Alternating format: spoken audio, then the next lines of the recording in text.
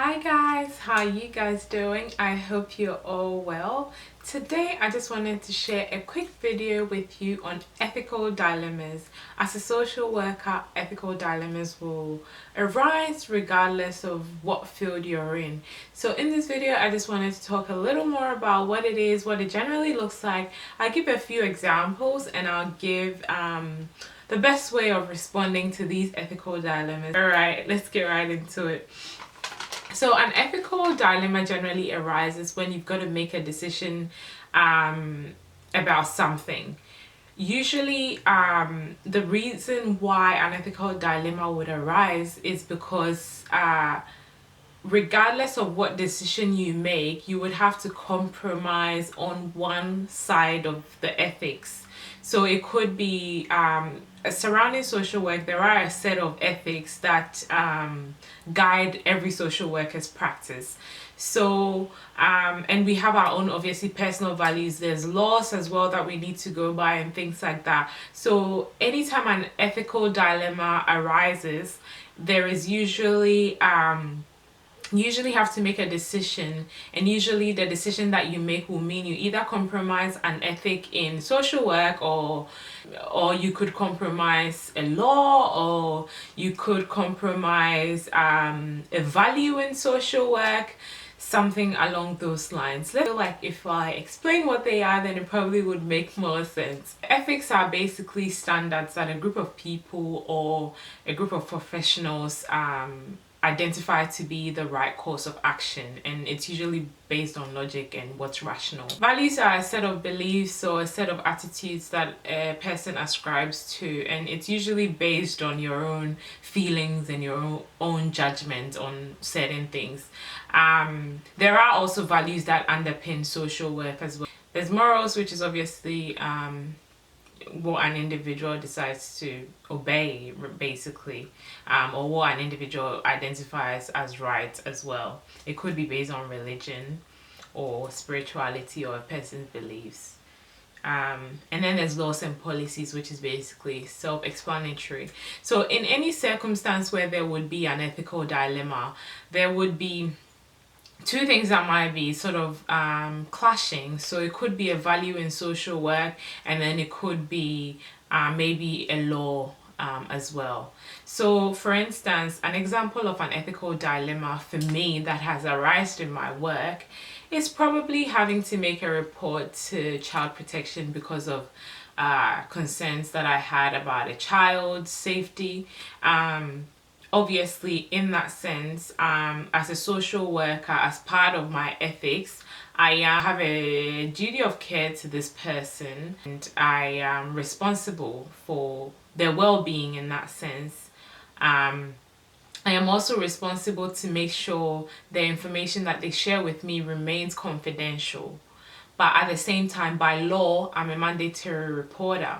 So I need to make a report because a person has disclosed feeling unsafe. So in this case, there is a bit of an ethical dilemma because regardless of what decision I make, I have to compromise one. I have to make a report. And if I make a report, I'm compromising the client's confidentiality.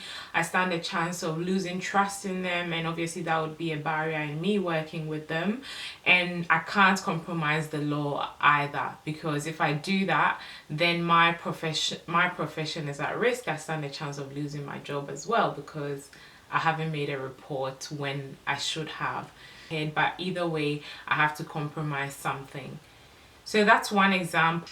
Another example I would say is if an individual wants to access my service and they do not fit the eligibility criteria, but then they do not fit the eligibility criteria for any other service, then I can, if I turn them away because they don't fit my eligibility criteria, I am not being committed to the person's well-being, which is part of the ethics as a social worker.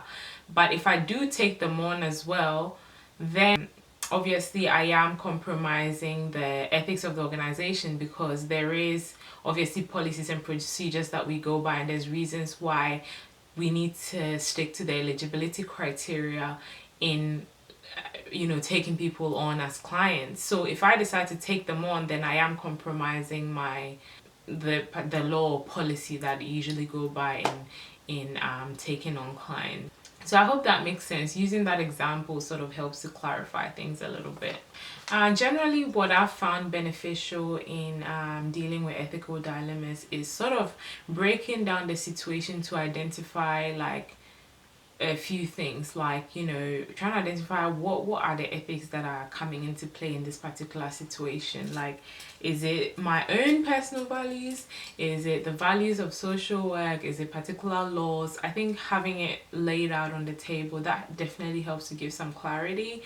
Also trying to identify what my responsibility here is, and what the client's responsibility here is as well.